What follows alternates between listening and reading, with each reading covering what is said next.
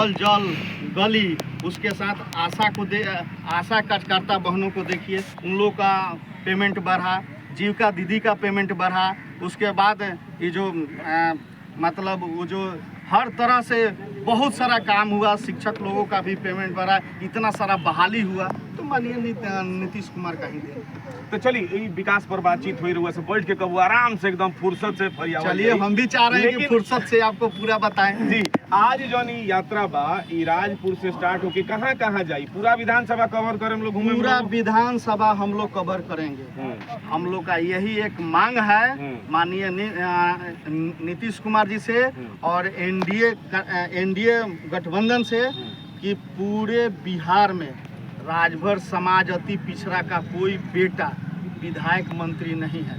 तो माननीय मुख्यमंत्री से आग्रह है कि पूरे बिहार में कम से कम राजभर समाज के 2 सीट मिले अति पिछड़ा का बेटा का, यही आग्रह है। इसलिए कि मेरे समाज के, ये तो आप भी जानते हैं, मेरे समाज के लोग सिवान में अभी या कहीं पर भी न मुखिया तक नहीं है, मंत्री विधायक तक नहीं है। आप ही बताइए कितने हम लोग राजनीतिक चेतना से हम लोग को भेंट नहीं हुआ है।